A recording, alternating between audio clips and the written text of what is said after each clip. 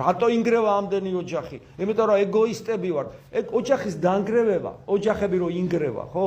ეს არის ნიშანი ჩვენი უღმერთობისა, გესმით? ჩვენი უღმერთობის, როგორ გეყვარება შენ სამშობლო? როგორ გეყვარება დავითის და თამარის და გრიგო ხანძთელის საქართველო?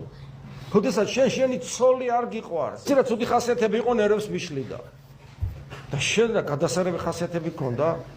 განა ქრისტიანობა მოთმინებას არ გვასწავლის? შენი სხეულის ნაწილი, რომელიც შენი ცოლია.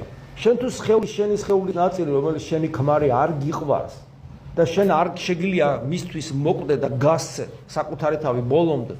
და შესაბამისად არ შვილები არ გიყვარს, იმიტომ რომ შვილები ამ დროს უბედურდებიან, სამშობლო გეყვარება არ გადამრიო. ღმერთი საერთოდ ვერ დაინახავ ვერასოდეს. ამიტომ ოჯახი არის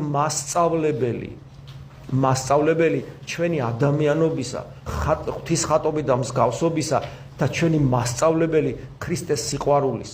ამიტომ ქრისტიანული ოჯახი არის ძალიან მნიშვნელოვანი რამ. ისე როგორც მონასტერი არის ძალიან მნიშვნელოვანი რამ, იმიტომ რომ ერთი ადამიანი მეორე ადამიანთან ოჯახურ ურთიერთობაში შესაბამისად ეგოიზმის დადგურვაში და პიროვნულ თავგანწირვაში იზრდება და ეძლევა შესაძლებლობა ღმერთი რომელსაც ვერ ხედავს იგი შეიყვაროს და მისთვის ბოლომდე გაიყოს და გახდეს ჭეშმარიტი ქრისტიანი.